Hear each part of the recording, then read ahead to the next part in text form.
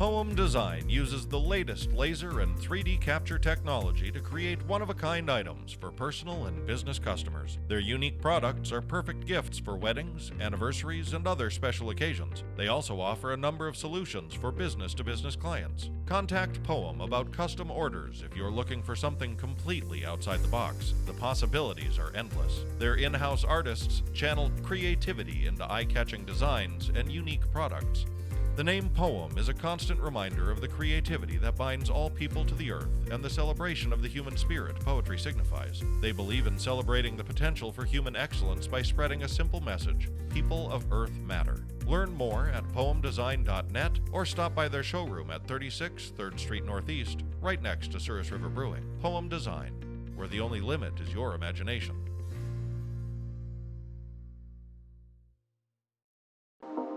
Minot State's small enough that you get to experience a lot of good things. You get into radio right away, TV right away, work as a director, a producer, or a talent on the show. It's really fun to be involved doing all those things.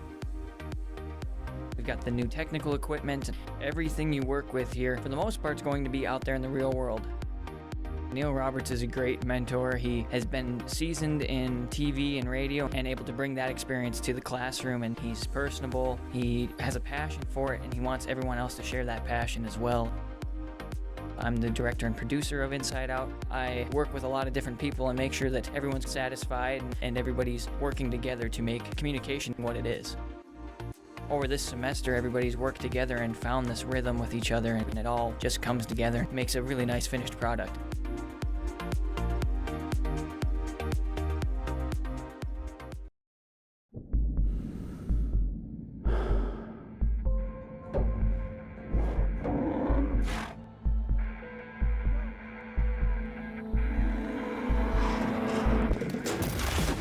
The Magic City Madness returns to Minot March 20th and 21st at the North Dakota State Fair Center. Join us for fast-paced entertainment, showcasing bull riding, bronc riding, and United States freestyle bullfighting. Tickets available at the door, at Boot Barn, and at eventbrite.com. The Magic City Madness, March 20th and 21st.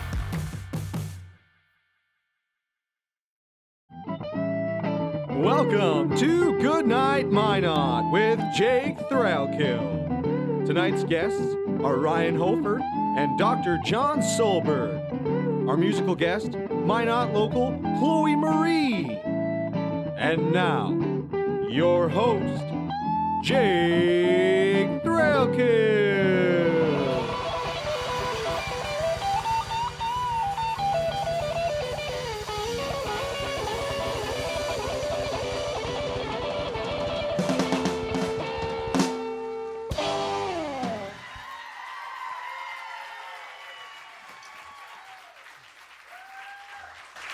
Hello, Minot, and welcome back to your late night show, Good Night Minot. Thank you. It's great to be back here in the Mouse River Players Arlene Theater in the heart of downtown Minot. And we're here on Leap Day, which is a little bit strange. It's kind of like an alternate universe where Miles can show up on time. Or like Jake has a girlfriend. Okay. For those of you who never went to school, and Miles, leap year is one of those things that comes around about once every 4 years. And for those of you who aren't any good at math, that's about as often as this city shoots down a school bond issue. Or as often as Minot State wins a football game. Oh, okay. Or I would say about as often as somebody buys a Miles Barkham album. Jake, are you still mad because I wouldn't take you on my Valentine's date with me and my girlfriend? Well, this has nothing to do with that. Whole separate thing. Seems like it's connected.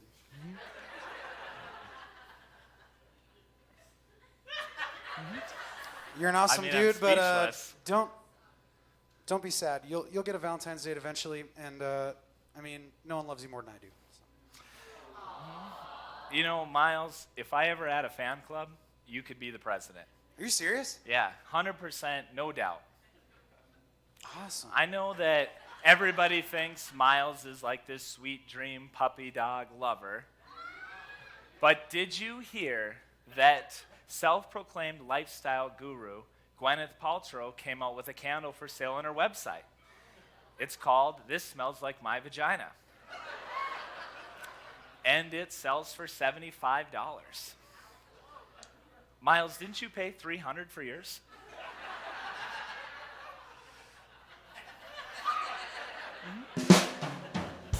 Are you saying I got ripped off? Well, I mean, not unless you got more than 4. Okay. And, you know, critics were saying that that candle also had a faint smell of desperation and an undertone of dust. So, and anyways, getting back to Valentine's Day, nobody likes that day anyways. Matter of fact, sales were down about 8% this year, which makes sense with all the moguls, tycoons, and politicians limiting themselves to one girlfriend. I mean, in wake of the Me Too movement, what are you going to do? Me too. Actually, with Harvey Weinstein and Bill Cosby in jail and Epstein dead, well, it all makes a lot of sense. But before we get ahead of ourselves, I want to take this moment to thank the Starving Rooster for being sponsors of this monologue and for taking care of all of our VIP tables.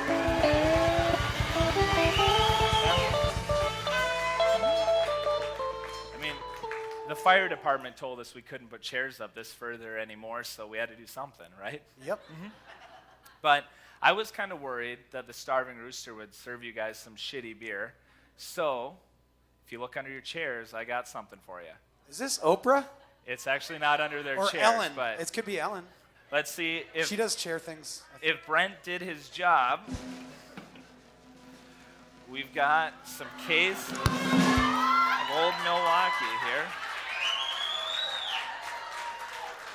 And you were worried about Starving Rooster giving them bad beer? Right.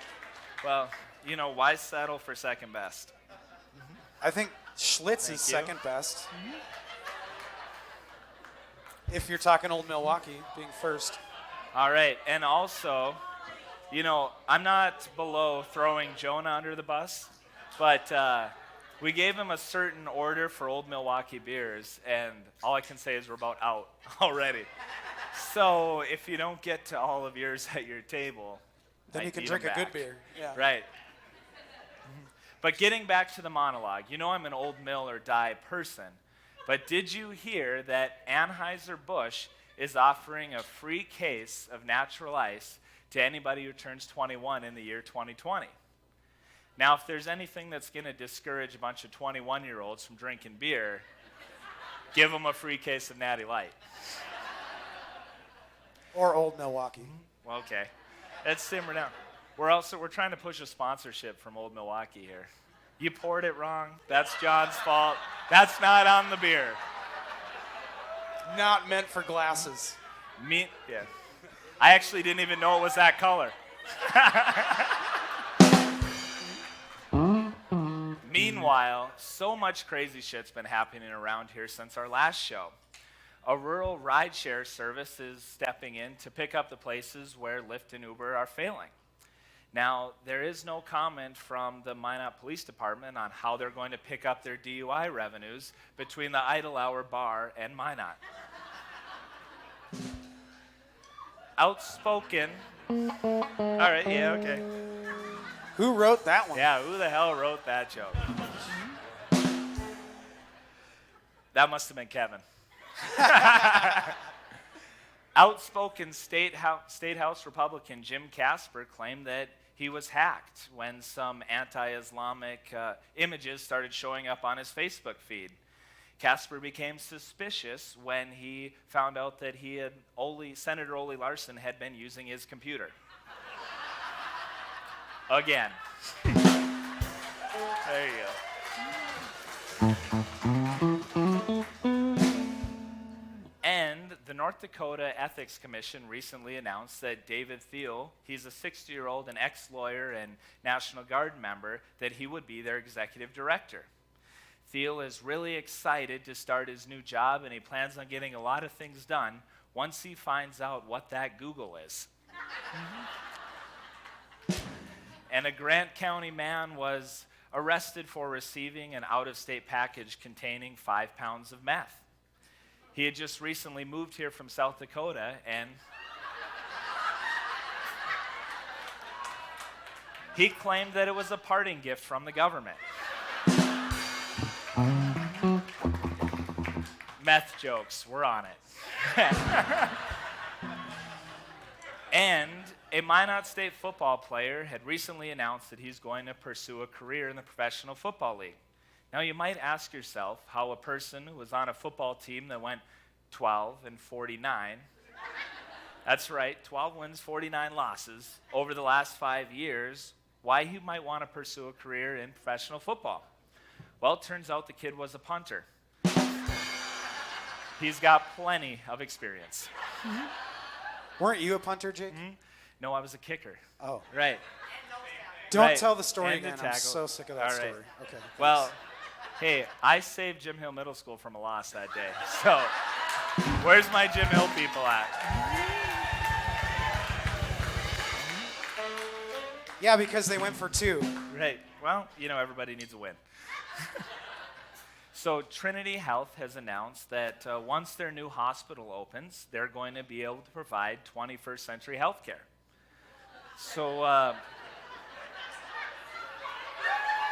yeah. My question is, where's the 21st century healthcare been the last 20 years? But no, seriously, in all seriousness, with the new hospital is going to come a whole new fleet of ambulances just to take you to Sanford and Bismarck. For $8,000. That's a cheap ride. And a Minot judge recently dismissed several felony charges because the officers who were going to testify at the court case were tardy. And when the tardy officers showed up and protested the judge's decision, she was quoted as saying, "Felony schmelony," and skipped away. You may have heard that 14 North Dakota lawmakers took a trip to Puerto Rico, and it only cost the taxpayers $49,500. For Puerto Rico? Yeah. So whoever planned that city council meeting in Washburn last year, they need to find the guy who planned the Puerto Rico trip and punch him right in the face. In Bismarck, a man threatened to kill his hairstylist if she didn't make him look good. True story, folks. He literally said, "I'll kill you." So my question would be, does anybody know where Sean Sitma was that day?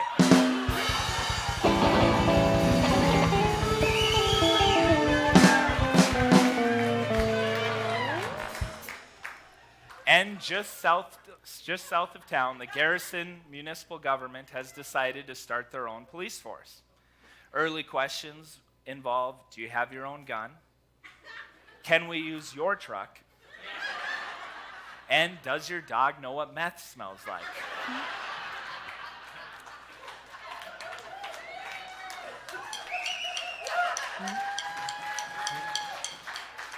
And finally, a Grand Forks woman is accused of leaving 6 children alone with a dead body after she went to work. And, well, you know what? This is a really sad story. But on the other hand, it goes to prove what strong work ethic North Dakotans have.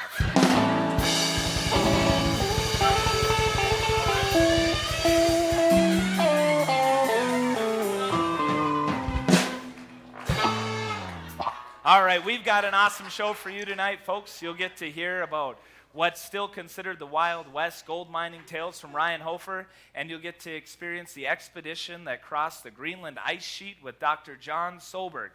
But first, let's welcome to the stage an 18-year-old singer-songwriter who's in her senior year of high school at Minot High, who released an EP called New Start in 2018, and in 2019 represented North Dakota on the National Celebration of Music, which will air later this year. Ladies and gentlemen, please welcome to the stage Chloe Marie.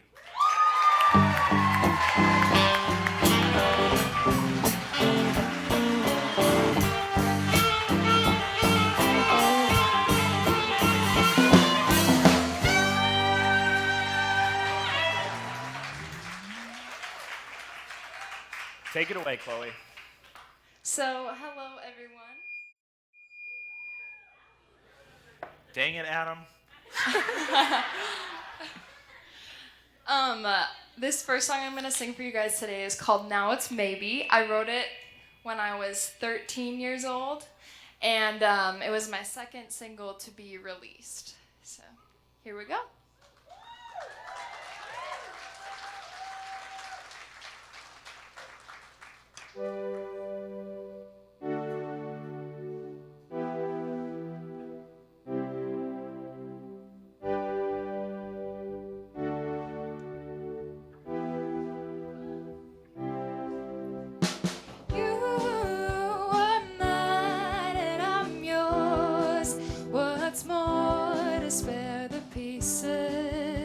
What's more to shed a tear, my dear?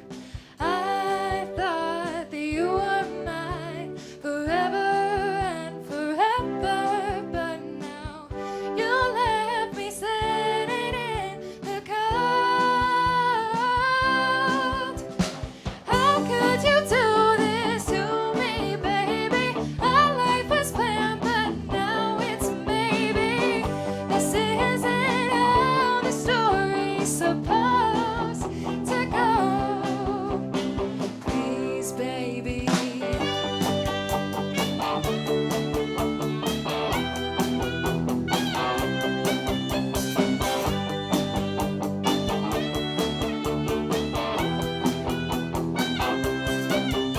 I swore that you'd never fade away from me.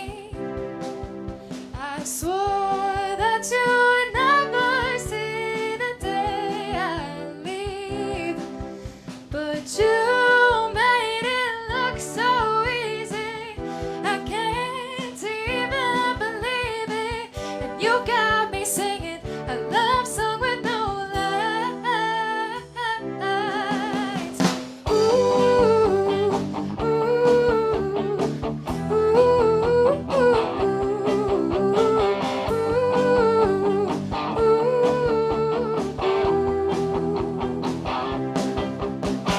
How could you do this to me, baby?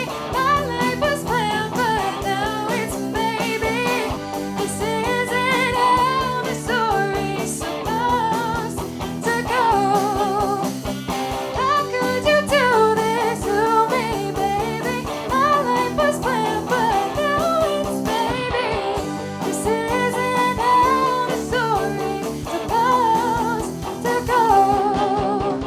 Don't go, please, baby.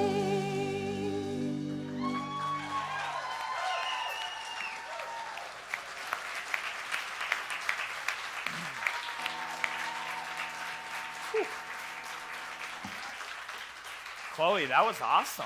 Thank you. Yeah, maybe next time we can get you a better backing band, but you killed it. Yeah. But, you know, speaking of the backing band here, it looks like we've got a few new faces making up our house band, and Miles, you're still the worst looking among them all, but I can't help it that I find such good-looking Right. dudes. Yeah. All right. So go ahead and tell us who's playing. I will. All right. I was just about to, and then you Okay, interrupted it. you do that, and I'll sit down. Okay. All right. Sit down. Drink Okay. your old Milwaukee. Back here on trombone, we got Michael Harrison.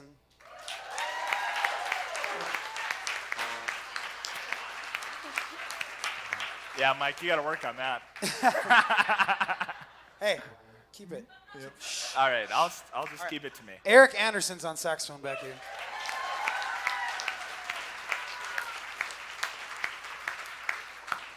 We've got Anthony Mahler on bass. Who Jonah has already nicknamed Anthony the Hitman Mauler. He's got the Hitman outfit going on tonight. Yeah. And he's Give laying him down your those stone tracks. cold killer look. You're the It's scary. It's scary. Yeah. you're the scariest 17-year-old I've ever seen. Back here on the drums at 4'8", 300 pounds. Hey, that's my line. Austin, the Night Moose, Olsen. Woo!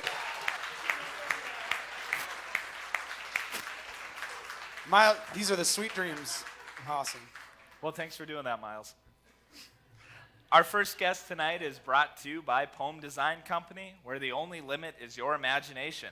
He's a North Dakota guy who's living every little kid's dream, making a living mucking around in the dirt and playing with cars.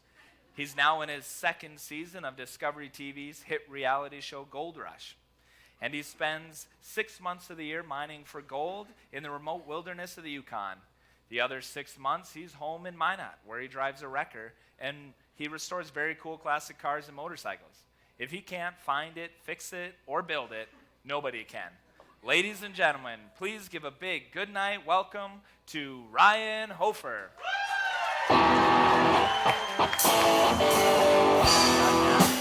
They got a big song for you here.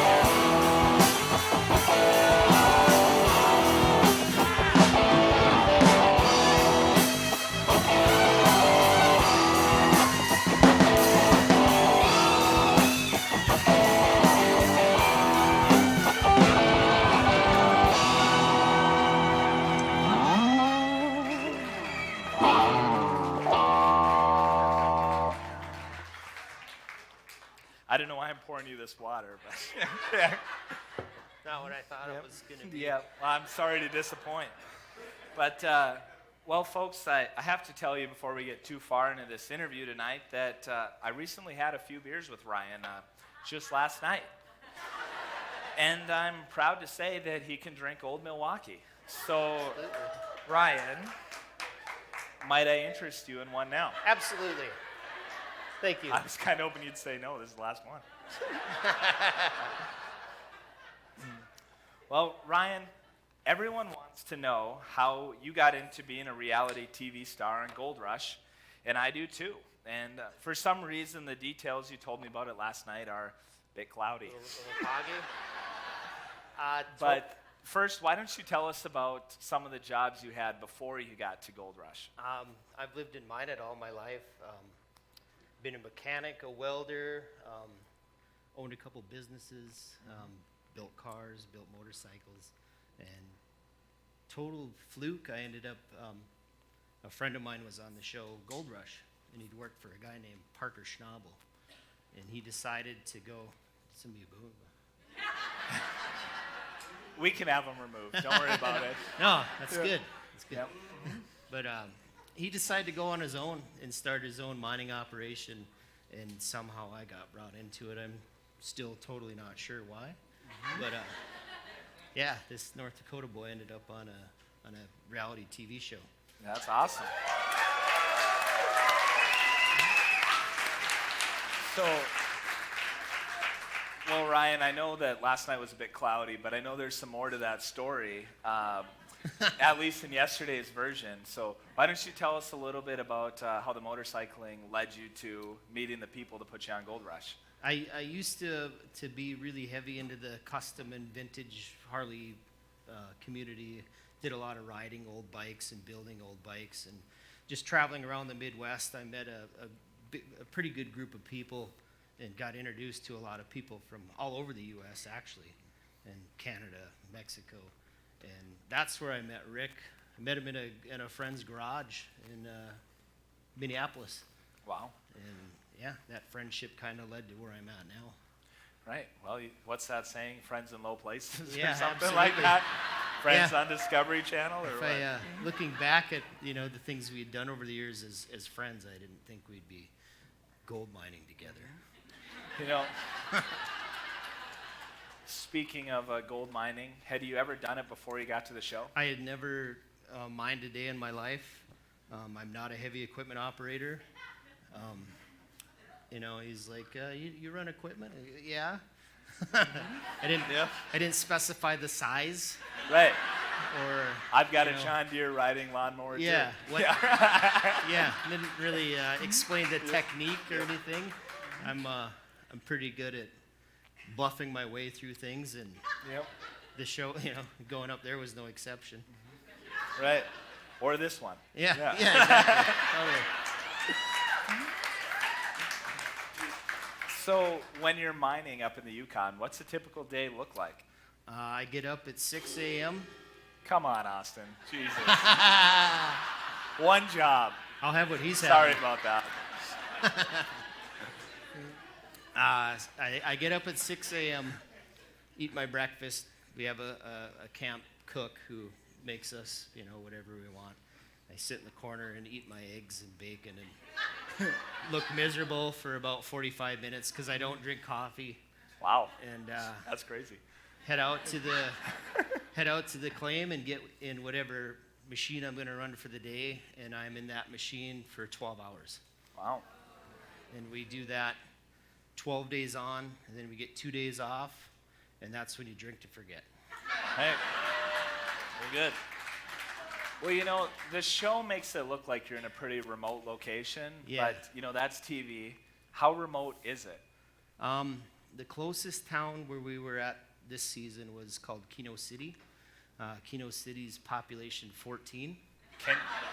Can you be a city with population 14? Yeah, there's a bar there, of course. Yep. Do you happen to know if they have Old Milwaukee yet? No, they didn't. That establishment. They didn't. We drink High Life, and the owner of the bar was proud that he was the biggest seller of High Life in the Yukon. That's good. I love it. Kino does have a recreation center, but it's just like a big empty building with roller skates and a volleyball net. Yeah? And And how is that indoor volleyball league coming along? well, I didn't do volleyball, but I did a lot of badminton. And I did do some roller skating. Oh. I wish we had a roller rink right here, right now. So bad. Yeah. No pirouettes. Yep. Shout out to the stadium days here. But, I was there quite often. now let's hear for the stadium. Yep. So some critics of the show might say that you're digging up some of the last untouched places in the world. What's the land reclamation process look like? The Canadian government has a standard of when we placer mines, so we're stripping the overburden off the gravels and looking for the gravels that contain the gold. And we're very careful, so when we're stripping the overburden off, that's piled in a specific spot. And every layer is kind of separated and pieced out to where we can put it back. Not exactly how it was, but the land up there, the valleys where the gold is, are very flat, and they like a habitat, habitat for animals. So some of the holes are left there to fill up with water because there's, everything naturally fills up. Overburden is pushed over any rocky slopes, and within usually about 5 years, it's hard to tell anyone was there.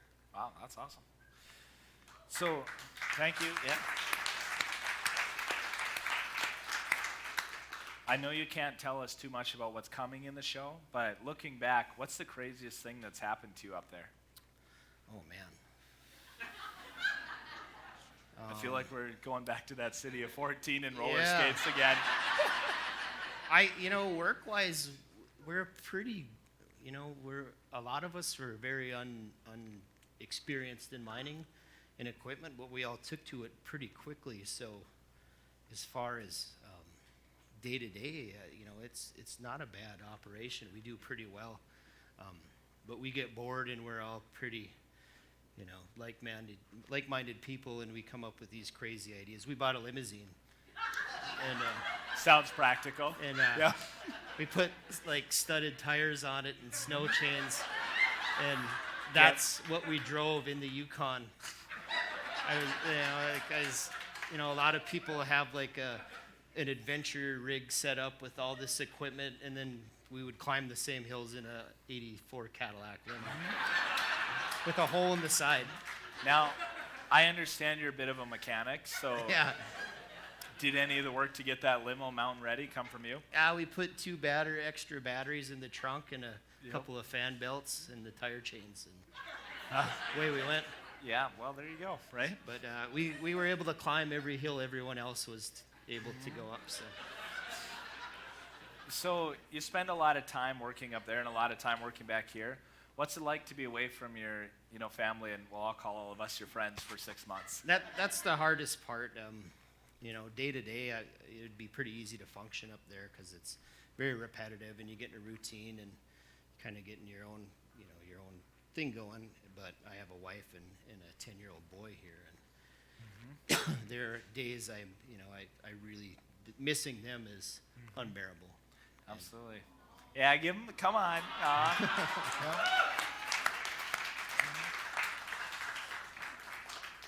Now, Ryan, I understand we'd kind of chased after you about being on our show before, and then you came to our last show. Mm-hmm. So halfway through this interview, what's your experience like from being out there in the last show and being up here? It's weird being in front of a crowd, that's for sure. I was looking for you to say that it's hilarious with a great host, but Yeah. Close enough. Sorry, I remember you told me to say that, but I Yep. totally forgot, and I kind of buffed up the line. I'm sorry about that. A little nervous. I forgot some of the lines you had prepared for me. Right. People are only so coachable. Right? Yeah, exactly. Make my own path. Right. It's good. So you're also a man who could take something that's beat up, old, rusty, and no longer working that well, and you could turn it into a work of art. But what do you think you could do with Miles? I I wouldn't get even a- know where to start there. Some projects are too far gone. Yeah. But That's good. Hey, cheers. I'll take it's that. what I've always said about old cars. There's an ass for every seat. So. Right.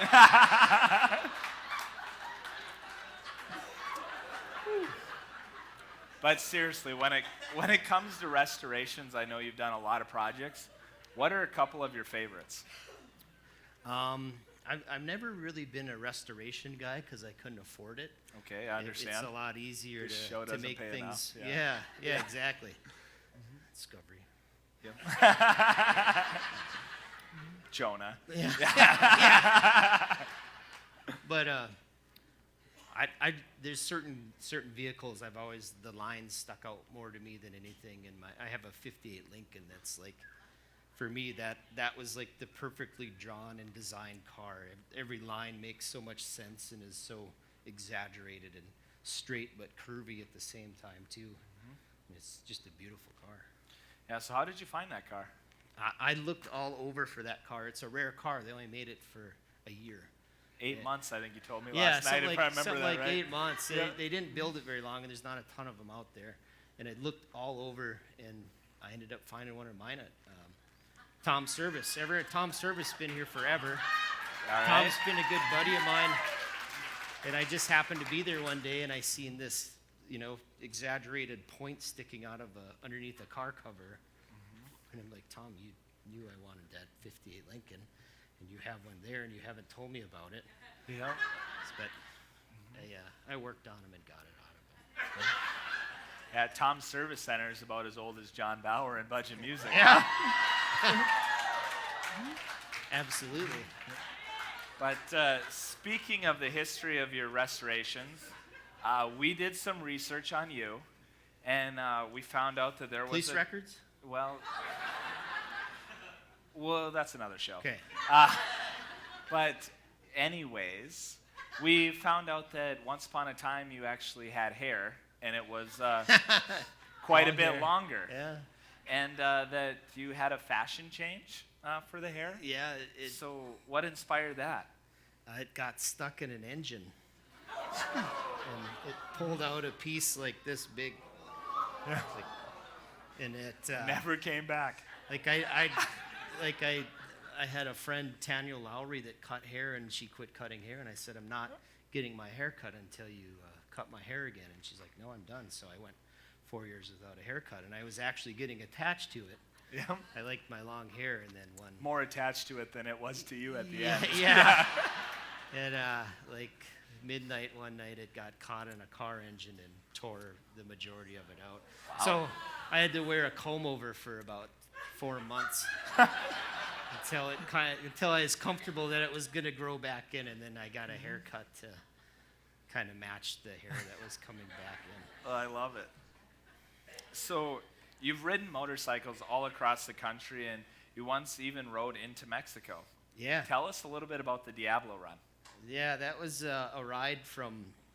I started in Long Beach and rode to Mexicali, and then rode down the Cia Cortez side to San Felipe, and stayed there for a couple days, and then rode across the peninsula up to the Pacific coast side and rode back on a. It was a 1974 Harley I bought out of a junkyard Okay. a month earlier, A month earlier. and it seemed to work pretty good. So. Yeah, it sounds like I it. figured it'd be a great, bike to take on a trip like that. Did anything eventful happen during this trip? I did pretty well. I mean, I had the biggest gas tank, so I didn't run out of fuel. But we did have a buddy that crashed. His bike. We were kind of ripping through some mountain passes, and he hit a pothole, and he crashed right in front of me, and spinning and going down the highway, and I thought he was Holy dead. shit. But he popped back up, and his shoulder was all scraped up, and his elbow was bleeding, and his motorcycle sitting there smoking, and the wheels are still spinning, and our buddy Dan looks at it, and he looks at Charlie, and he goes, "Are you going to use that carburetor?" Yeah. Pretty fitting. I once had my own motorcycle wipeout, and Jonah, who puts a lot of this together, was on his dad's bike. So, know a couple things about tires still spinning while you're a couple hundred yards away too. Yeah. Checking to see fingers and toes and Right, and how What much still it's going to works. cost to fix the bike. Yeah. Yep. So, Ryan, you're kind of a real man's man, and so when you proposed to Sandy, I would have to think that, that proposal would be nothing short of what everybody is expecting out of a real man's man like you. Yeah. What happened? I think some people here were probably witnessed the actual event. We used to My have parole officer's here too. Yeah. we used to have a pretty big 4th of July party at our house, and I started drinking tequila early in the day. And my wife and I had been together for several years but not married, and I decided that day would be a good day to propose. Okay. So I went and dug in my dresser and found a ring I had and kept drinking. Yeah, right out of a coin And I- op. Yeah, threw together a real quick burning ring of fire and wrapped it in rags and dumped kerosene on it. Old awful canaffle right here. I wasn't too sure how they were, made, but I had a good guess. Yep. And made a ramp and kept drinking. And as soon as it got dark, I lit the ring of fire and jumped my motorcycle through it and turned around and I proposed to my wife. Yeah. Wow.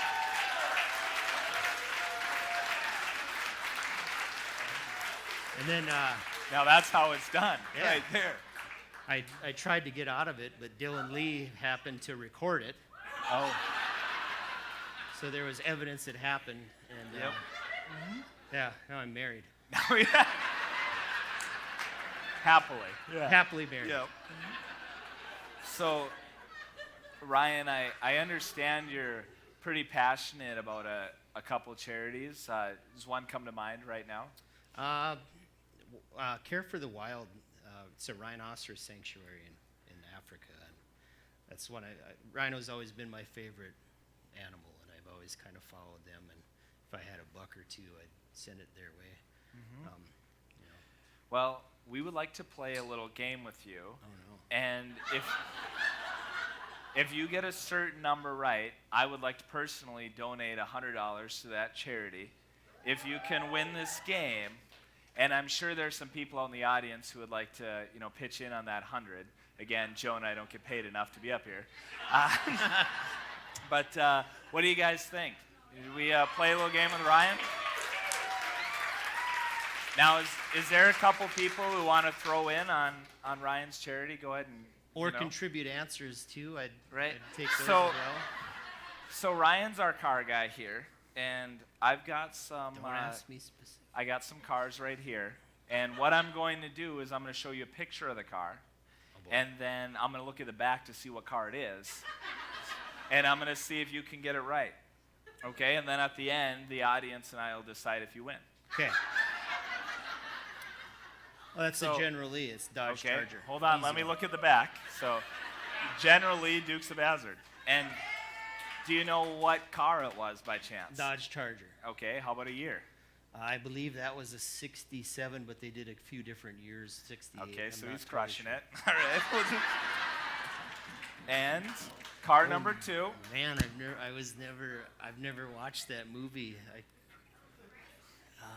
We're on a mission. A mission from God. Come on. I have the answers on the back, so. Give me a hint. I know it's the Blues Brothers car,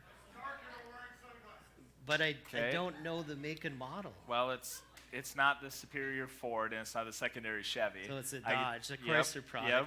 Probably an Imperial 1974 Dodge Monaco. Monaco. Okay. So I failed I think that I'll one, give you the sorry. first one, but I can't. Yeah. I can't give you that one.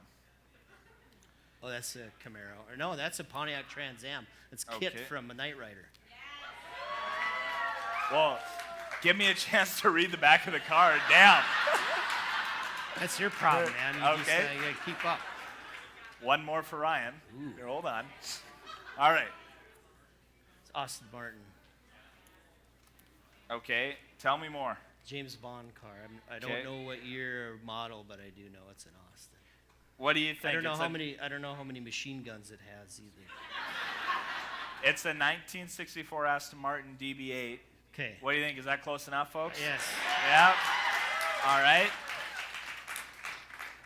Come on, Herbie, fully loaded. Let's go. All right. It's the Batmobile. George Burris built that car. Okay.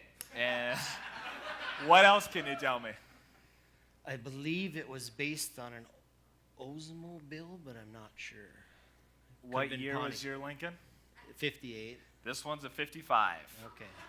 The Batmobile Futura. I don't know. Here, you read the back. Tell me what you think. Yeah, Lincoln Futura. Yeah. That's Dr. Shanahan's writing, I think. I don't know. That's the Pacer from Wayne's World. Yep. Any guess at the year? Ooh, that would be late 60s or 76, 70s.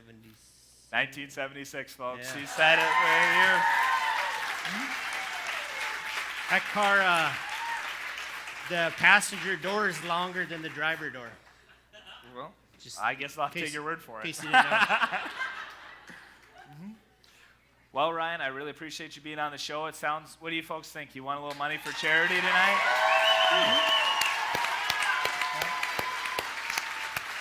Thank you. And if there's nobody out there who's going to chip in on the check we're going to write you, just go ahead and hold on to it for a couple seasons, okay? Okay. Will do. All right, let's hear it for Ryan O for everybody. Thank you. Thanks, Ryan. You're the man.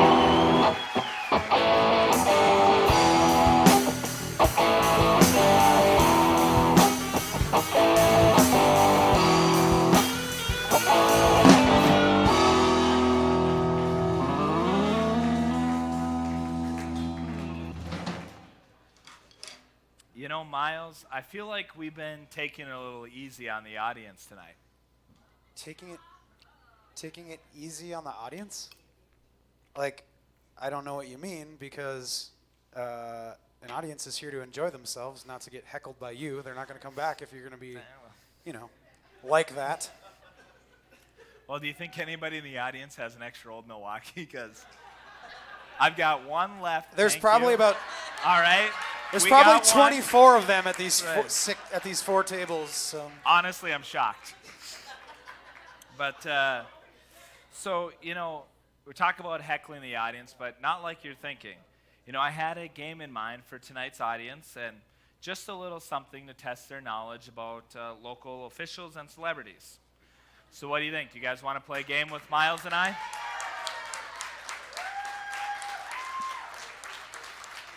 All right, so listen close. The rules are pretty simple. I'm going to show you a picture along with 3 statements. 2 of the statements will be true, and 1 will be a lie. After I've read all 3, I'll ask you guys which statement you think is a lie. Does everyone get it? Miles?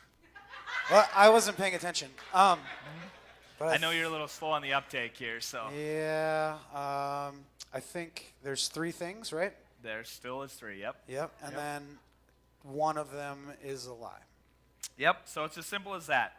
But you just have to let me read all 3 first before you yell out which one's a lie. Okay. Okay. Audience too. And I need your help because I don't really understand what the hell's going on here. Well, okay. Here goes nothing. Yep. Here goes nothing. Okay, so first up, we got Josh Duhamel. Woo! So Josh Duhamel is more legendary than Taco Bell nacho fries, had no gray hair before Fergie, and is only one of 2 North Dakota celebrities. What do you guys think? Which one? 1, 2, or 3? Well, Yeah, I can't hear shit. I mean, okay, all right. Nacho fries are indeed legendary. We all know that. The gray hair is post Fergie, absolutely. And there's at least 3 North Dakota celebrities because you're one of them, Jake. So That's right. Thanks, buddy. I think I'm going to go with option 3 as the lie. Oh, really, Miles? You think that Josh Duhamel is more legendary than Taco Bell's nacho fries? Yeah. You got to step up your late night game, buddy. Drive-thru's open till 2. All right, we'll take that. Hey, did they open it till 3 now that the bars are open till 2? Mm-hmm. No, probably not. They gotta get on that and be more legendary. Mm-hmm. You know what? I actually drank beers at a Taco Bell in Chicago one time, but that's a story for a different episode. Okay. What episode would we possibly need you to tell a Taco Bell story for? Probably the last one. Okay. After you bombed all your lines. All right. Next up, the very first ever Good Night Minot guest, the one and only Walter Peel. Walter Peel is a Smithsonian resident, owns a classy bar. Walter Peel is just an old cowboy that throws paint at canvas. I'm hearing, Jake, you know that Walter Peel is more than an old cowboy who throws paint at canvas. No, that's literally what he does. What he does not do, however, is own a classy bar. There we go. And, More sweaty punks than a Green Day concert, right? And I'd hate to throw anybody under the bus, but when Walter was on our last show, we gave him a little hard time about the Old Milwaukee, and then what happened? He got Old Milwaukee at his bar. And we ran out of Old Milwaukee back here, and so Brent ran his, can we swear on the show? Oh, yeah. Yeah, so he ran his ass all the way to the Blue Rider to get more Old Milwaukee for this. And guess what? They didn't have any. And neither did Arnie's. So thanks, Brent, wherever you're at. Appreciate that. Yeah, they have good beer. Maybe they'll start selling it at Budget or Off the Vine. Speaking of Off the Vine, does anybody remember the $2 pounders of Blue Ribbon they used to have? Thanks, Mike. Yeah. Hey, we're going to get those back. He's going to make it great again. All right, so how about the outspoken state senator from Minot, Ole Larson? Hey, you're going to be on TV with those boos. Keep it close.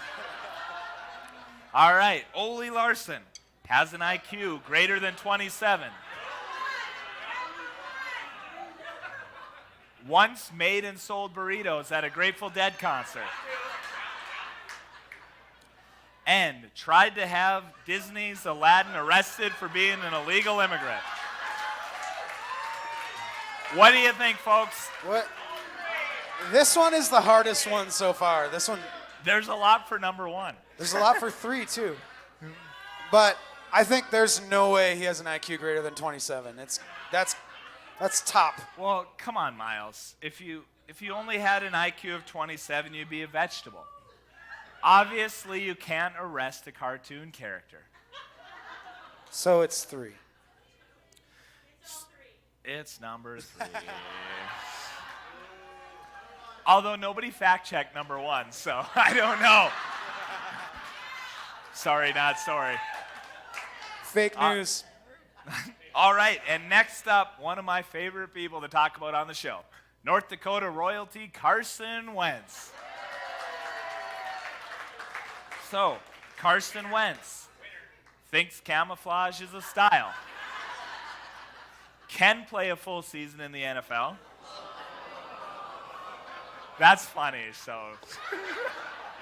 And was valedictorian at his high school graduating class. They're pretty heavy on number 2, Miles. I don't know. 2. Camouflage is a style, so can't be that. But there's no way a QB who can't memorize the playbook could possibly be valedictorian of their class either. Well, It's true. you're not wrong, Miles. And yet you are wrong. And maybe one day Carson will stay out of the medical tent long enough to finish the season. By the way, Carson, which camera do I look in here? We'd love to have you on the show.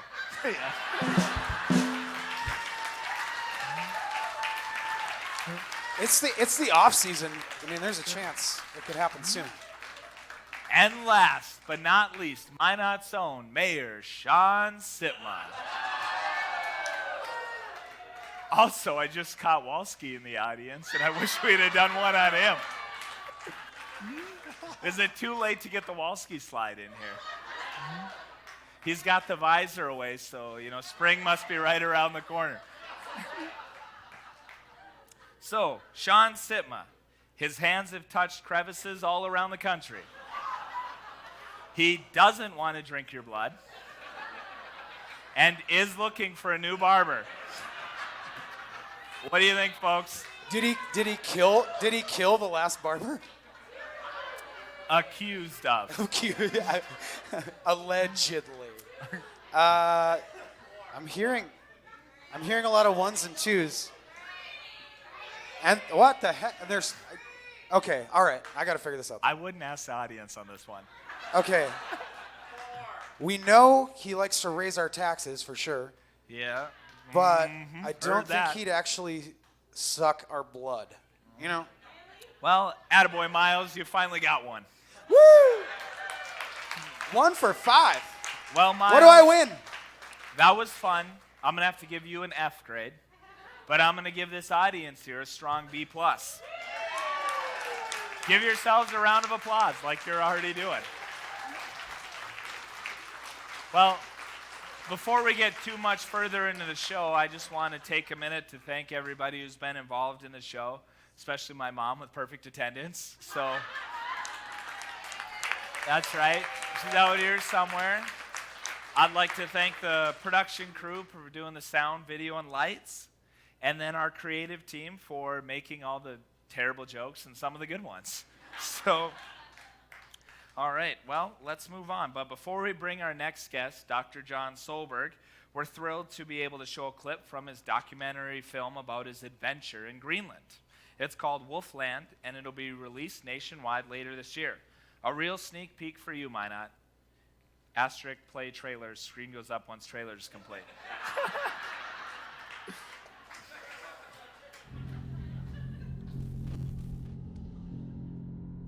Doing an expedition in Greenland is, what was the word? Ambitious. I wanted something else that was challenging, something that had never been done before, something that was, let's say, unprecedented. There has been one notable expedition that crossed Greenland from the west coast to the east coast, but no one had even considered trying to do it from south to north because the distances were an order of magnitude more. We were in literally uncharted territory. To me, it was really simple. We just had to cover 150 miles a day. And if we could do 150 miles a day for 20 days, we would cover all the ground we needed. Sounds easy enough. I learned that trying to stick to that schedule was really difficult. We just lost a wheel. It doesn't seem to be pumping.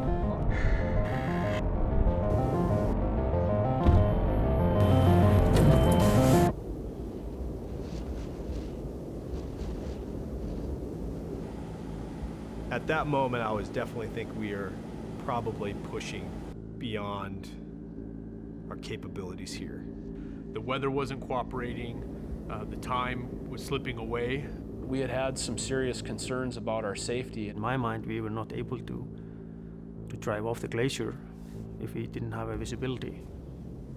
We can be so focused on something that we want to achieve in our life that we can start to forget about all of the risks that come along the way. I am the expedition leader. The safety of every one of these team members is my responsibility, and I must get every one of them back home to their families safely.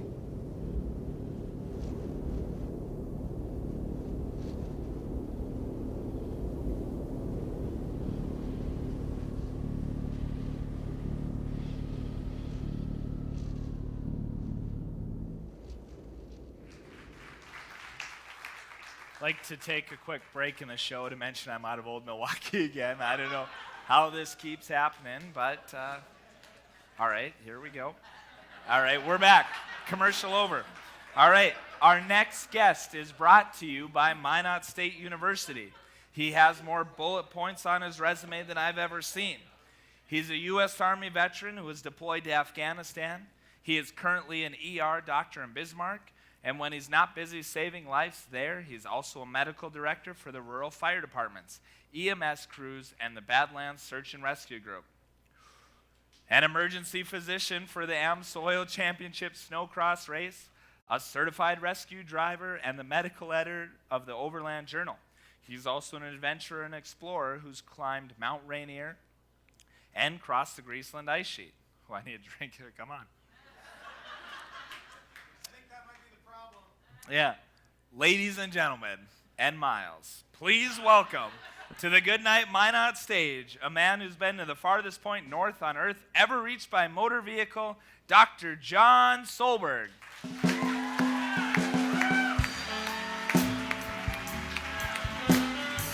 Welcome on the show, John. This is all yours here.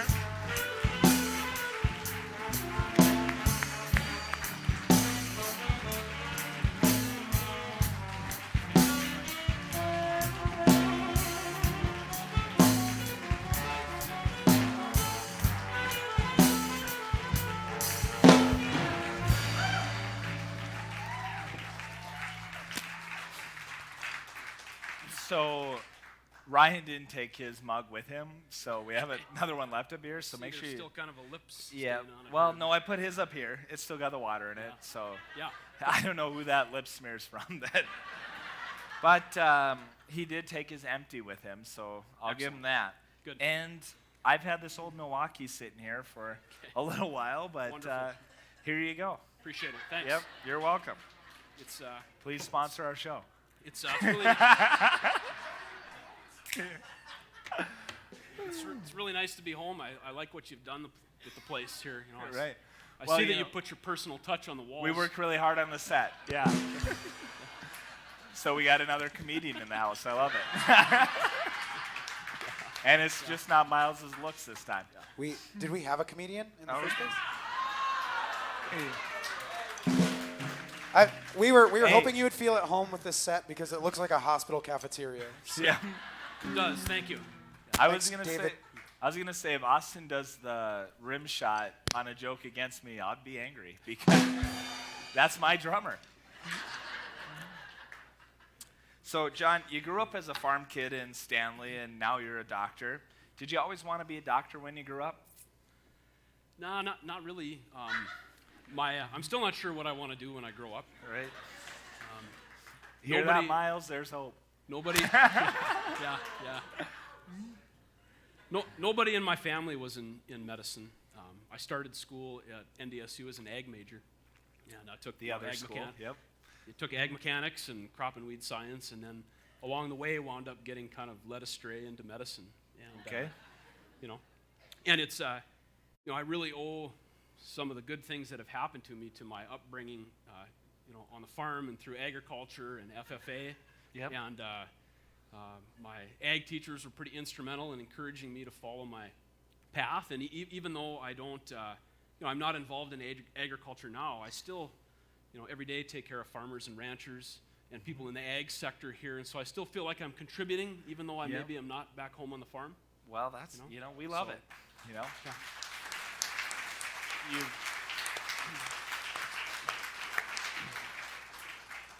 You've attributed a lot of success in your life to the different various North Dakota groups that have got you up to your med life.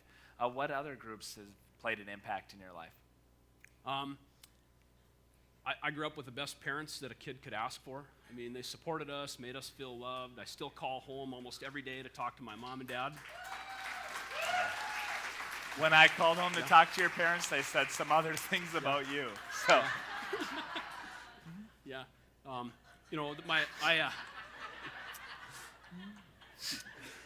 The education that I got here in Minot was awesome. Ryan and I were actually classmates. We graduated in '97. Yeah, I'm glad Ryan, who was just out here, we graduated. Yeah, we just learned together. that backstage. Yeah. These guys were classmates, and it took them all the way till tonight. Yeah. 30 years later to figure it out. Yeah. So, just tons of wonderful teachers here, and especially, my ag teachers. I know I said that before, but Tom Hansen and Lance Van Berkem were just phenomenal about pouring themselves into their students and inspiring them to follow their dreams. And it all started right here in Minot for me. And everywhere I've gone in the world, to Africa and Afghanistan and South America and Greenland, my reputation as a North Dakotan precedes me because of people like you guys that are here tonight. Everybody knows that North Dakotans are the hardest working, friendliest, most honest people ever. And when somebody finds out I'm from North Dakota, if they have ever met somebody from the state,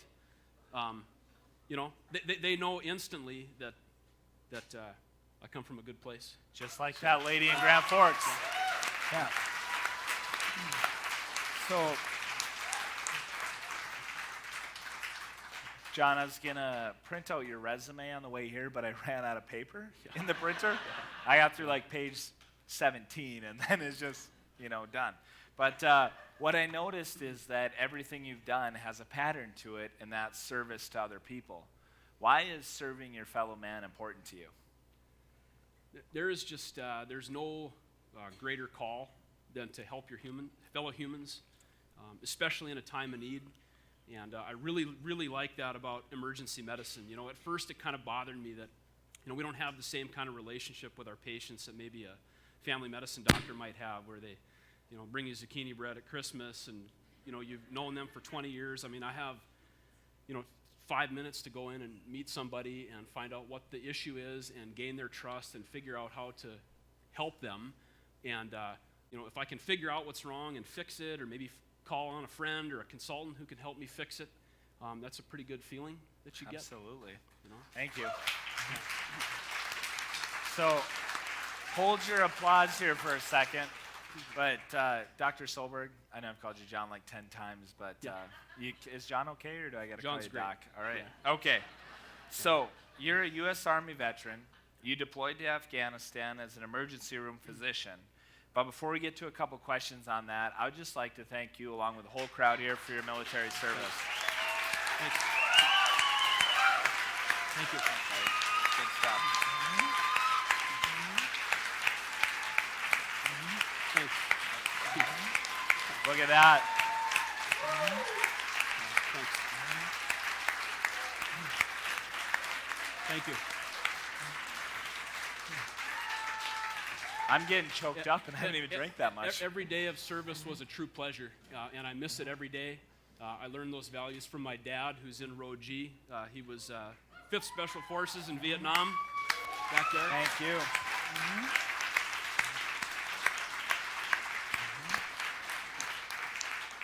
And I married a vet and brought her Okay. home to North Dakota. So Well, we got we 2 love of us. that. I mean, the applause doesn't end for you. I love it. So oftentimes, post-military, we like to romanticize on the better parts of the military. What do you miss most about your service? Yeah, it's the camaraderie, hands down, of the people that you serve with. And even like in Greenland, or really any situation in life where you're going through some kind of a struggle, it's the people around you that make you successful. It's usually not of your own doing.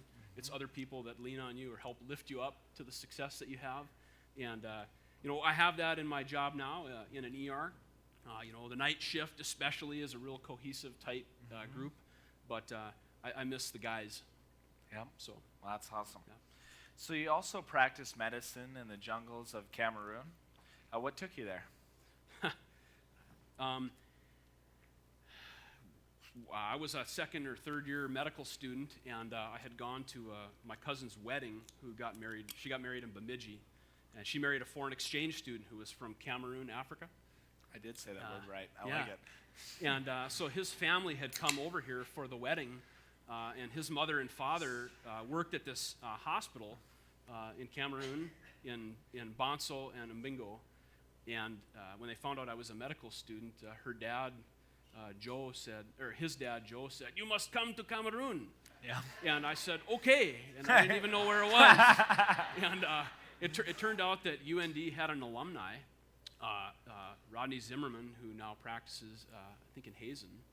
Okay. And if anybody knows him, he's There's an awesome guy. 2 people here from Hazen. I love it. Yeah, and so he had gone to Cameroon as a family doctor, and wound up providing a majority of the medical care that this hospital was built around. And so we already had an alumni from UND who was there, and through him and my cousin's new in-laws, they put this thing together, and I was able to go for 2 months. And we sometimes complain about our healthcare system in this country, but it still does a pretty good job. And I still think about those couple of months that I spent there. I remember one lady walking 10 or 15 miles on a broken foot, to seek care.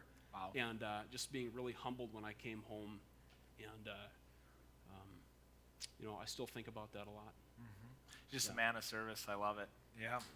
Yeah. So we all think that working in a hospital, especially in ER, would be pretty serious business. But I hear that some coworkers or some workers in there like to pull pranks every once in a while, and especially on you. Are there any stories you'd like to share?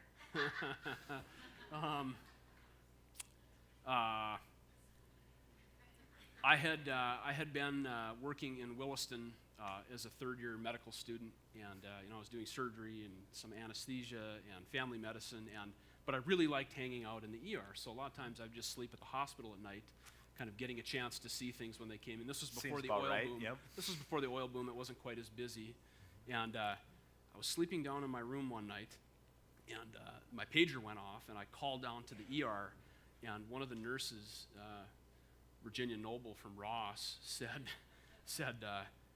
"John, the fire department just brought somebody in. There's no pulse. They're coding. We can't find the doctor on duty. We need you to come quick." And I got up, and I found my white coat and my stethoscope and like all my little cheat cards with formulas and stuff, and I went running down. Very comforting. Exactly. I went running down to the ER, and I came through the door, and here the firemen had found a dead bird in the parking lot, and they were doing CPR on it. And everybody laughed, Hey. But who told you about that? Well, you did, I think. I don't know.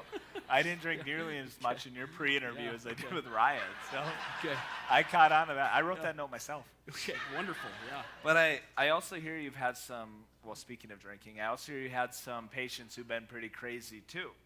And I actually remember a story about a rodeo clown with a busted lip. Yeah. Yeah, I had again been hanging out in the ER, and again, North Dakotans are just the best people to take care of. And a lot of times there's some trepidation when there's a medical student or somebody who's in training involved. But this particular weekend, the rodeo was in town, so I knew that there was going to be some good trauma. So I was sleeping at the hospital, and this Fair enough. this cowboy had gotten his lip and tongue split open. I think it was a bolorama or something. Gotten his lip and tongue split open. Didn't come in right away because he had to go to the rest of the dance or something like that. Yep. And then came into the ER, and so we had finished, numbing up his lip, and I was getting ready to try to put this together. And Dr. Paul Olson is kind of a legend here in Minot. He was helping walk me through this as one of my mentors. And the lip is really complex to put back together. There's a lot of different layers. Has to line up just right, or there's a scar. When you look at somebody, the face has to be symmetrical, or your eyes go right to it. And so I was, Wow. Okay. So, Shit. So I was really kind of struggling getting things to line up, and my hands were kind of shaking, and I just wasn't going together very well. And I handed the tools over to Dr. Olson, and I said, I'm not comfortable doing this. And this cowboy sat up on the bed, and he said, "No, God darn it, let the rookie do it. He needs the practice." And he laid down and let me finish, and they walked me through it, and I've been fixing lips ever since. I love it. Ripping lips. I love it. So thank you. So we reeled a video a little bit about a documentary about your trip, and you crossed the long axis of Greenland, a 3,500-mile journey that's never been made before by motor vehicle, and it took you near 400 miles from the North Pole.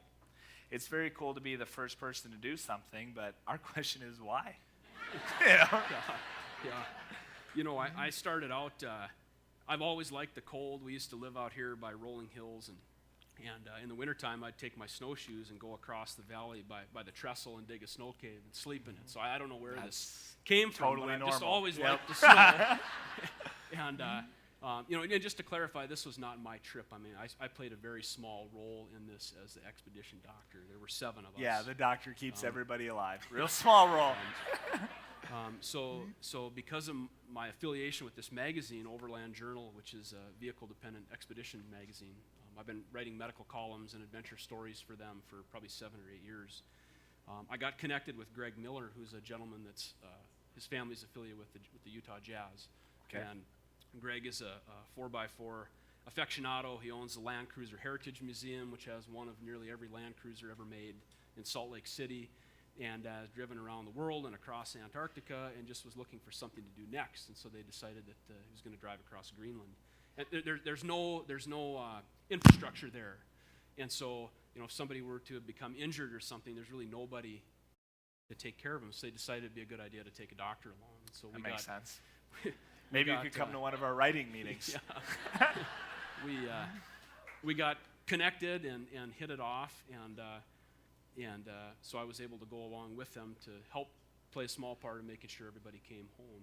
And this benefited Minot too, because part of I had to leave work for a whole month. All of my colleagues covered for me. My wife and my family sucked it up for me while I was gone to help take care of the family. And part of my salary to go was Greg and his wife Heidi made a big contribution here to the Minot Discovery Center and to the Children's Advocacy Network in Bismarck for this. So, was there any medical emergencies while you were gone? Not to the extent that we had prepared for.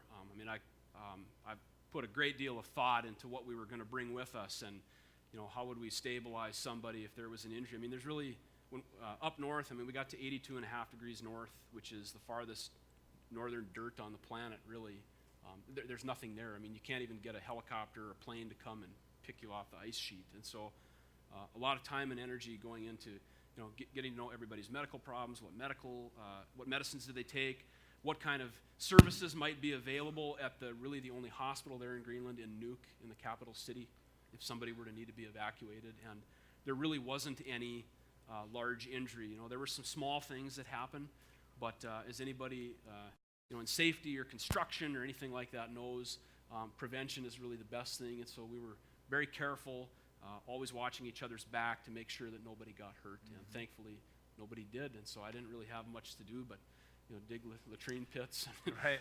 pump fuel and help the mechanic fetch tools and things like that. Yeah. Yep. Yeah.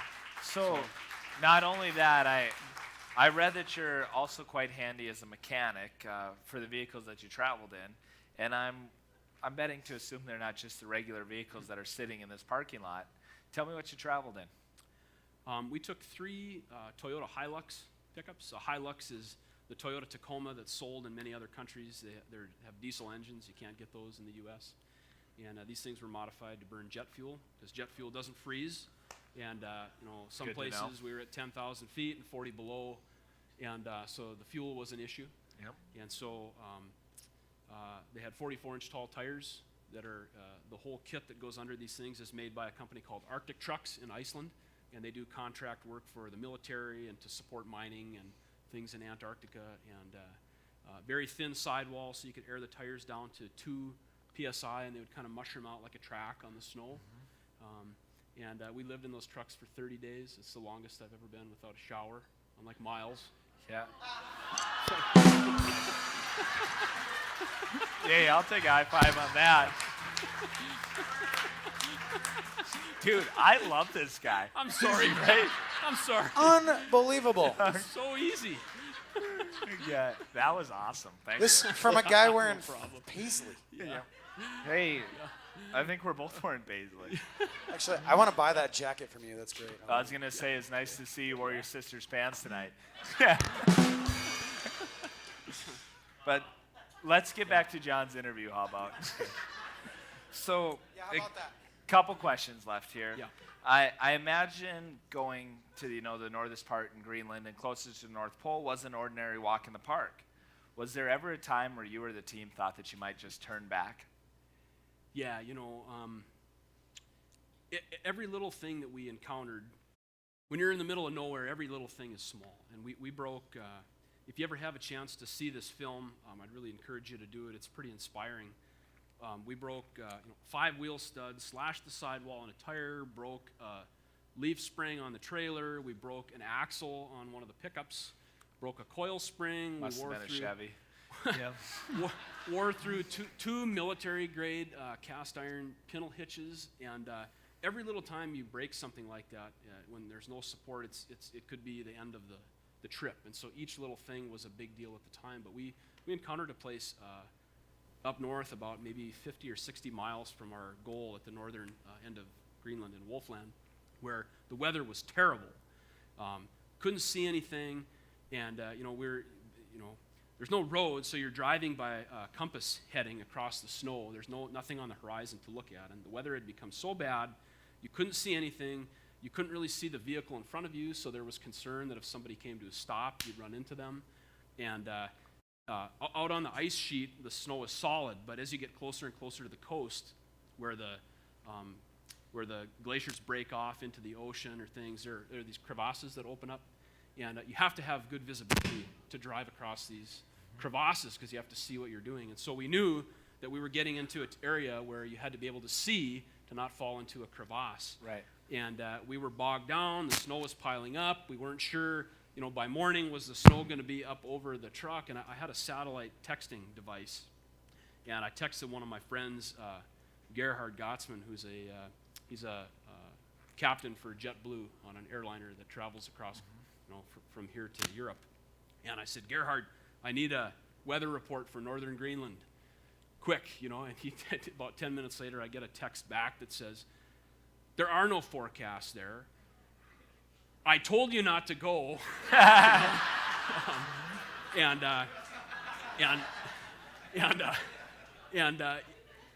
We, there was getting to be some real concern for our safety, and there was actually some tension in the group for really the first time on the trip.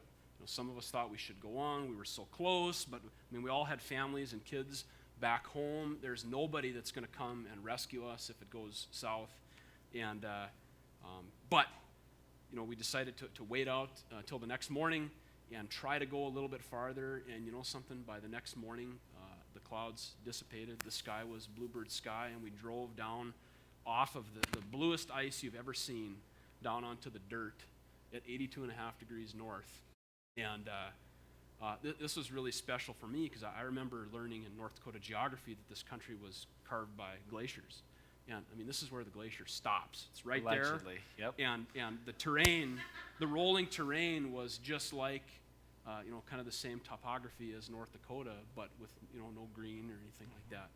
And I remember some in the gravel, there are these little tiny stalks of grass and then some droppings from probably like a muskox or something. And I remember thinking, wow, what an incredible world. I mean, there's grass at 82.5 degrees north. Maybe it grows for 5 days in the summer. I have no idea, but did not expect to see that.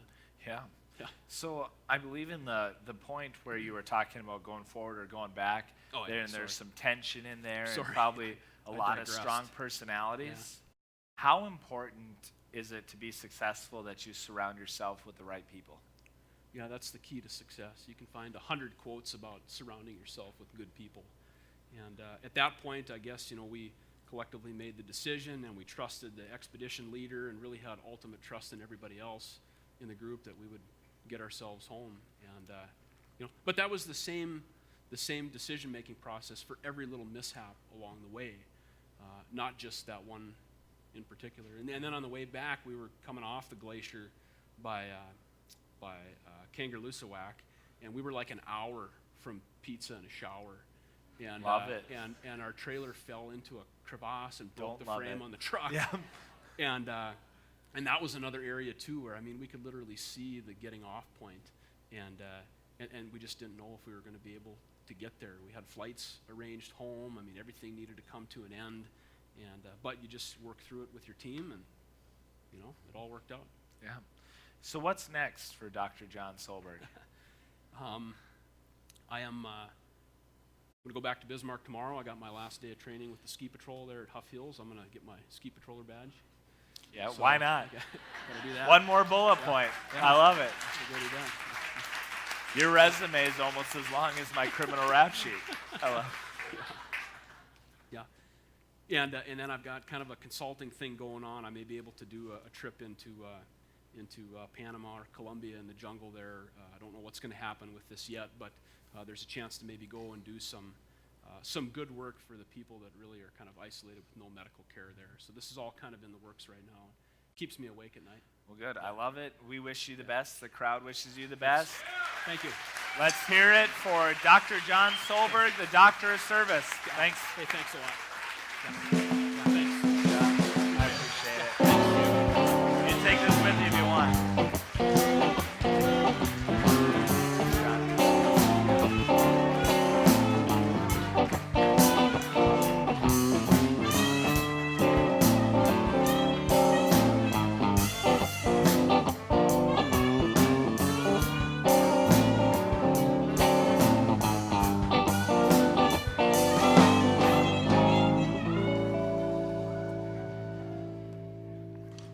Well, folks, for once, I've got nothing to say.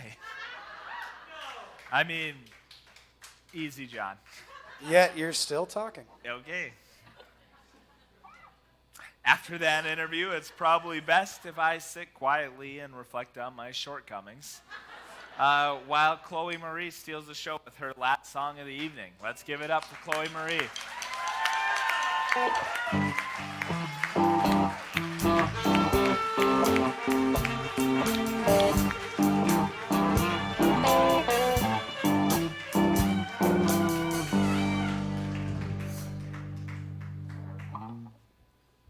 Okay, so this next song is called New Start, and it's the title track of my EP that I released after my sophomore year of high school. And it has a lot of meaning behind it because it was about me wanting to get myself out there in music and have this new start and just really put it all out there. So if you find the meaning in that song, I hope you find it awesome. And here we go. Woo! I've seen people everywhere, totally extravagant, bursting at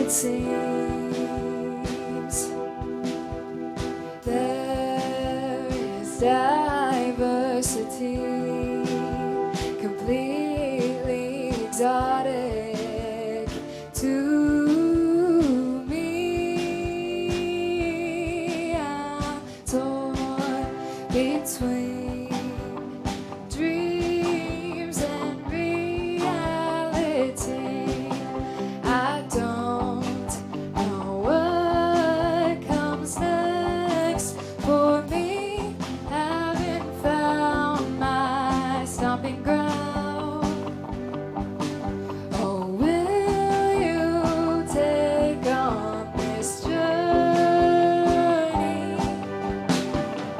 It's the beginning of a new start. Spread my wings and hope that I'll go far. I found my place, what will my future be? I'm working hard to get my daily fill. All of you can promise I will, but is that really what you want? Fall on me.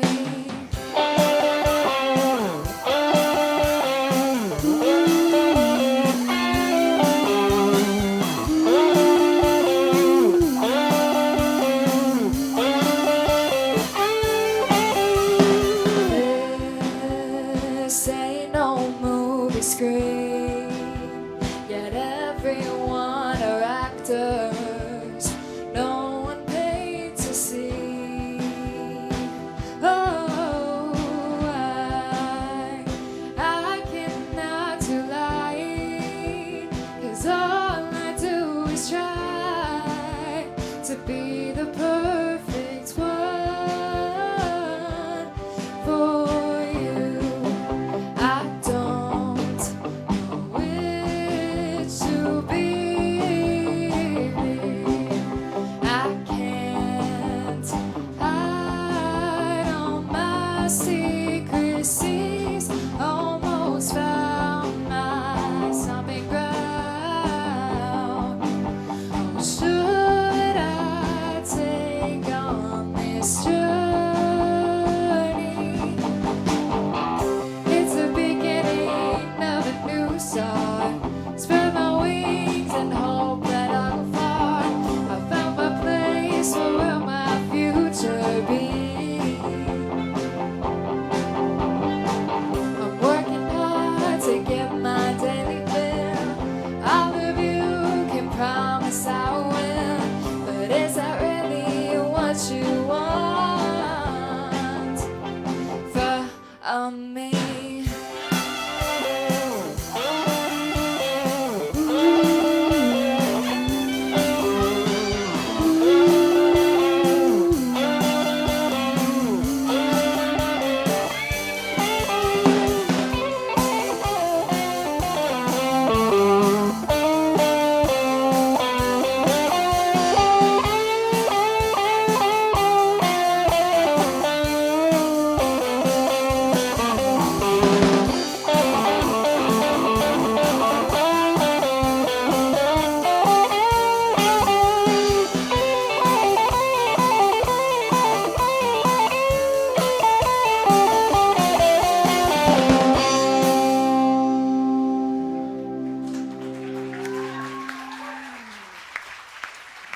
Wow. How about that Sweet Dreams Band, everybody?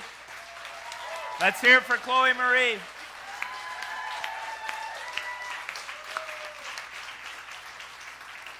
Well, folks, I want to thank you so much for being part of our show tonight. Thanks for being here. We couldn't do this without you, and honestly, I am so thankful that you are here. Sit down. Oh, no. Yeah. No. You know, what the hell is going on here? Brent, come on. Jake. Yeah, you know what? I Jake. think I'm good. I think I'm good. Just grab yourself an old Milwaukee and sit down. I am literally out. No, sit down. We need. Does this guy have an old Okay. Milwaukee? All right. I guess I could be talked into one more. All right. We know you've basically been. We know you've been single since your heart was broken in college. High school, but cool. And that The old ex-battle axe is here tonight. This guy literally has a wedding date set at a church in October, and he doesn't have a girlfriend. Thank you. So it's October 18th. So step-by-step process. We planned a little something special just for you. I hate it. So we're about to play a game called Wanna Date Jake.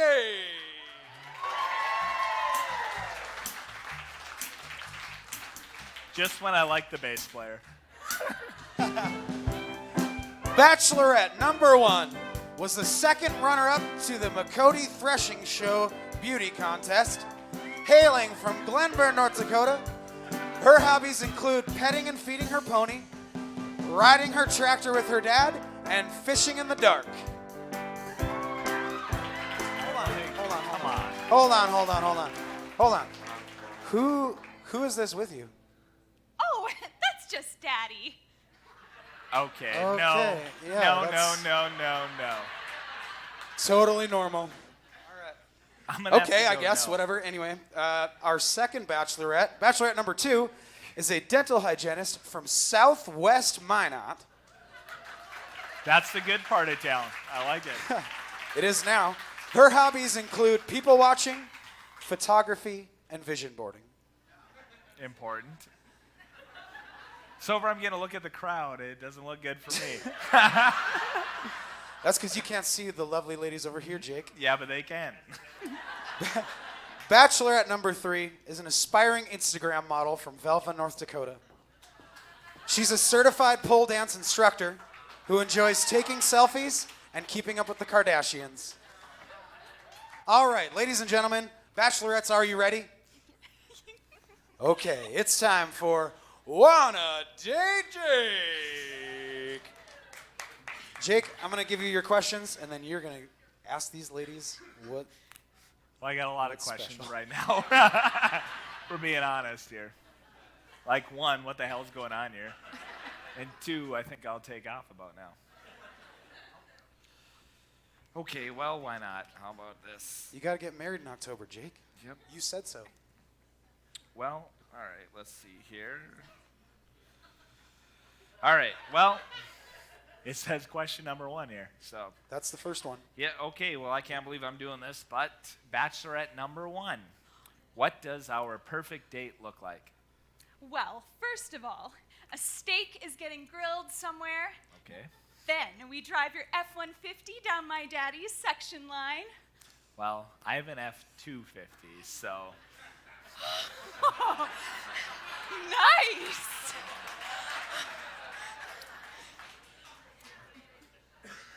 Then we put the tailgate down and drink strawberry wine until the sun sets. You have me home by 11:30. No, 10 p.m., 10 p.m. sharp, or you'll meet the business end of my Beretta, buddy. Oh, Daddy. Settle down over there, Pops.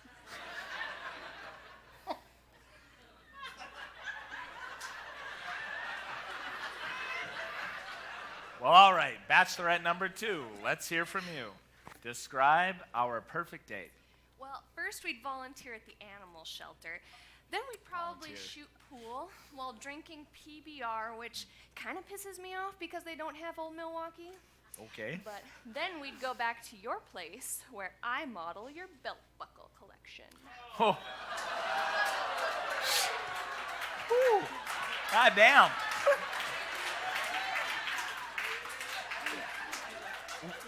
Well, you like belt buckles. That's exciting. So, well, I could show you like 3 of mine right now. Jonah, bring out the belt buckles. Come on, buddy. I know that you were the 1999 mutton bustin' champ. Do you still got a belt buckle from that? Well, Miles, I think we already found the one. Let's just call it here. Nope. Yeah. Sorry, Jake. The script says Bachelorette number 3 gets the next question. So Okay. that's what we're doing. Don't call me Bachelorette. Call me @McHenryHoney on Instagram. What the hell's Instagram? Well, okay. Bachelorette, I'm sorry, McHenry Honey. Tell me about our perfect date. Well, your driver picks me up in your limo and takes me shopping with your credit card. And Not a then fan. we proceed to hit the town and mingle with all of your famous friends. And after a night of hard partying, we wake up married in Vegas and premiere as Hollywood's new it couple before we jet off on our honeymoon to Bora Bora. P.S. Follow me on Instagram at McHenryHoney. Is there any chance you could just jet off right now? At least she knows what she wants. I mean, that's impressive. But Jake, you don't need to be rude about it. And I don't. It's time for I'm our the one who's second round of ambushed for the questions. dating game. All right. Well, it says question number 2. That's the second one. Yep. Bachelorette number 1. Where do you see us in 10 years?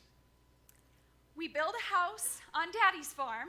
You plow his fields during the day, and you plow mine at night. Damn. Sounds a lot like long days and short nights. What the hell do you know about farming anyway, huh? The only calluses on his hands are from tugging his own rope. Yeah, that's a good one. Did you find that one on the back of one of your subsidy checks? I'll subsidize your ass, you little shit. Stop. What the hell's going on over there? Jesus. Damn. Moving on. All right, Bachelorette number 2. Where do you see us in 10 years? Well, every morning we read the newspaper together. Sometimes you help me with the crossword puzzle. Makes sense. Date nights are on Tuesdays. Cool we night, sit but cool. on the same side of the booth. You order for me and never get it wrong. We drive together in your Beamer while listening to our favorite song, Don't Leave by Miles Barcombe. Good tune. I'm also president of your fan club. Well, given the way Goodnight Minot's blowing up, I am going to need a fan club. I know you're gonna need a fan club, Jake. That's why I made you this shirt.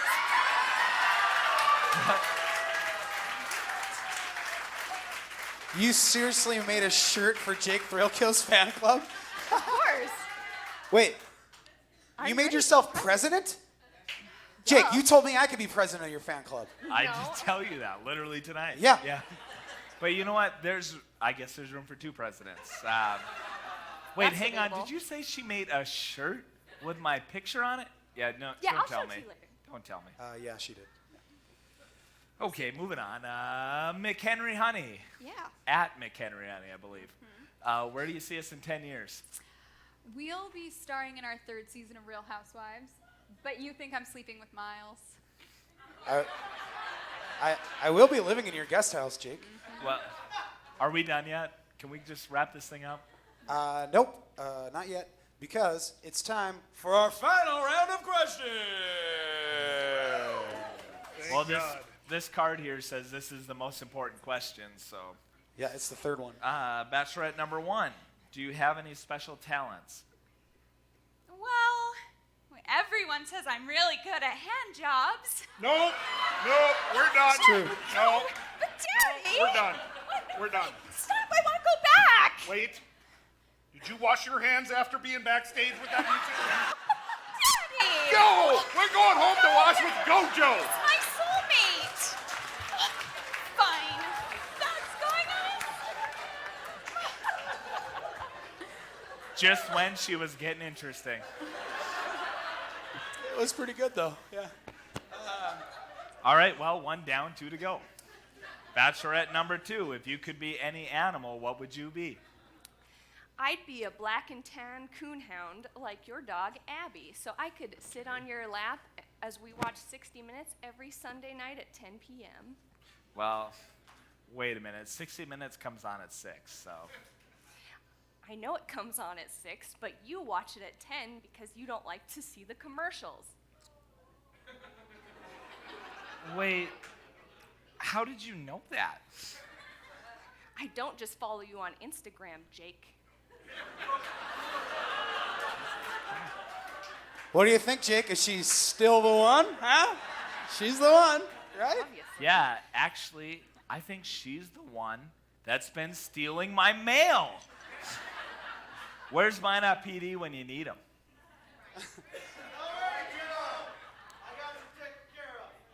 Is that Waterroot in the audience? Or who's that?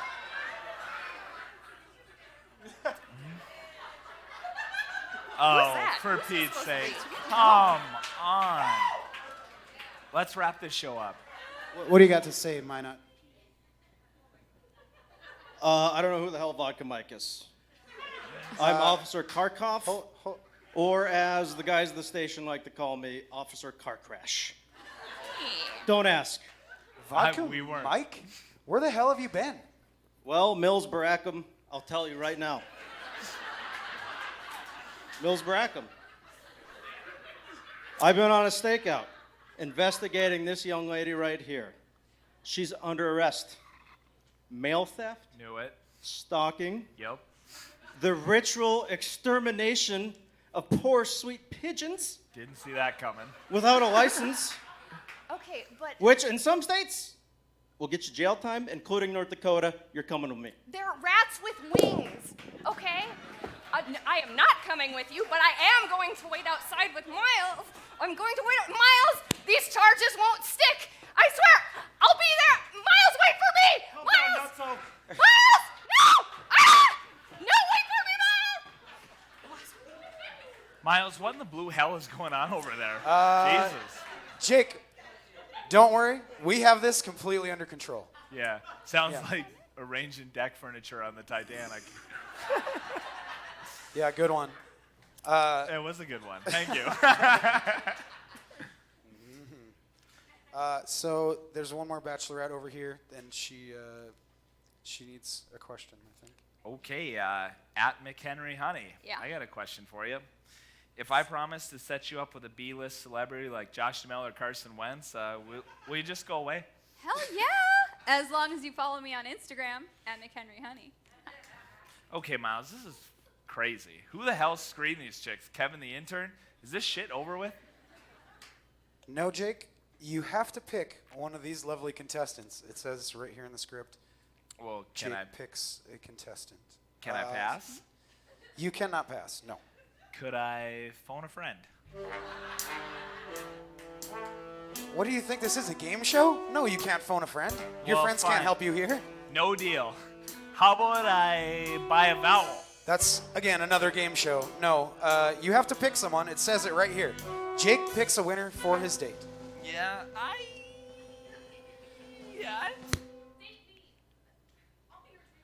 Yep, you're it. Let's get out of here. Yep. Thank you and good night, Minot. All right, well, that's our show, folks. Thanks for coming. Remember, you can save 15% off your tab tonight at Starving Rooster by showing your Goodnight Minot tickets. And be sure to come back April 18th and see how Jake's dream date turns out. Good night, Minot. We love you. Thank you again for coming.